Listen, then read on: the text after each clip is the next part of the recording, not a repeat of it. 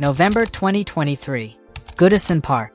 Alejandro Garnacho scores a bicycle kick so perfect it wins the Puskas Prize. He was the chosen one, the next CR7. Fast forward to 2026, and he's being called the worst Chelsea signing ever. How did one of football's brightest stars fall this far, this fast? Who does Garnacho think he is? Does he think he's Ronaldinho or Cristiano Ronaldo or Mbappe? Why doesn't he track back? The beginning of the end started with a change in philosophy. When Ruben Amorim arrived at Carrington, he brought a rigid 3-4-3 system that demanded defensive tracking and tactical discipline.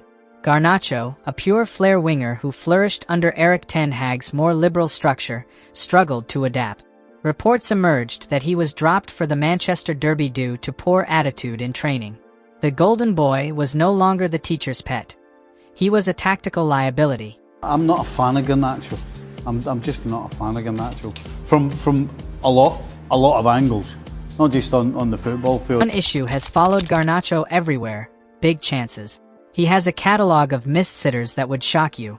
Strangely, he scores the spectacular goals, the ones you don't expect, but misses the simple finishes you absolutely should convert. This created a divide among fans. Some argued he was still young and needed time. After all, he was developing in a chaotic United environment that wasn't exactly ideal for nurturing talent. Others, including myself, started comparing him to players his age across Europe. Look at talents like Yamal, Desire Dewey, Florian Wirtz. They had ups and downs too, that's normal. But their overall trajectory kept moving upward. When they were Garnacho's age, they were evolving, improving, impacting big matches consistently. Garnacho, on the other hand, seemed to stagnate, even regress. His flaws became more visible: poor decision-making, inconsistent pressing, lack of defensive tracking, questionable discipline, and then there was the ego. When Ruben Amorim arrived at Manchester United, he did the unthinkable. He benched the fans' favorite player. The media called him stubborn. The fans called him delusional. But as Alejandro Garnacho struggles to even make the bench at Chelsea, we have to ask the uncomfortable question: was Amorim right all along? Obviously you're very close with Alejandro. Are you hopeful that he could end up staying at the club, or do you not know? Amorim didn't hate Garnacho. He hated his lack of tactical discipline. In Amorim's high-intensity system, every player is a cog in a machine. Garnacho wanted to be the architect. Reports from Carrington suggested that Amorim was frustrated with the winger's poor training habits and refusal to track back.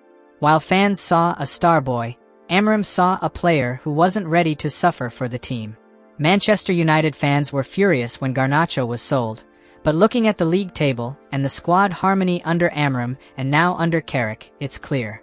The manager prioritized the badge over the individual, and the individual has since proven him correct.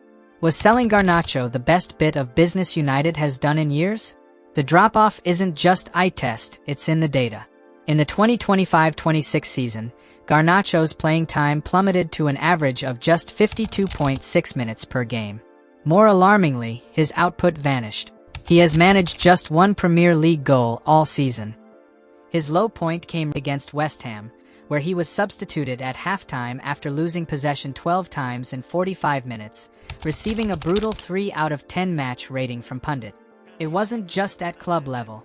Even Argentina manager Lionel Scaloni began to distance himself from the winger.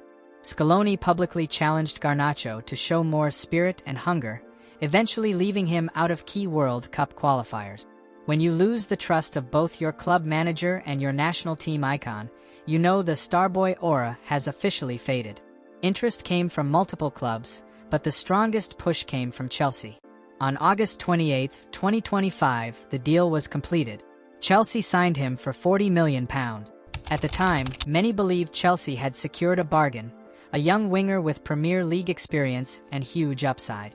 Fast forward 5 months. The narrative has completely flipped. 1 goal, 3 assists, 15 league appearances. For a club chasing ambition and trophies, that simply isn't enough. In one match, he lost possession 11 times in a single half before being substituted at halftime. Chelsea fans, once optimistic, are growing restless. The criticism now follows him everywhere. Right now, Garnacho's career feels like it's spiraling. He gets booed in away grounds. What once looked like superstardom now feels uncertain. It's a cautionary tale in modern football. Talent alone isn't enough. Humility matters. Development matters. Decision-making matters. Unless, of course, your name is Cristiano Ronaldo. And even then, the mentality had to match the talent. Now, rumors are swirling that Chelsea are already looking to offload him to balance the books. At 21, Alejandro Garnacho is at a crossroads. Will he be remembered as a world-class talent, or just another what-if story like Ravel Morrison or Adnan Januzaj?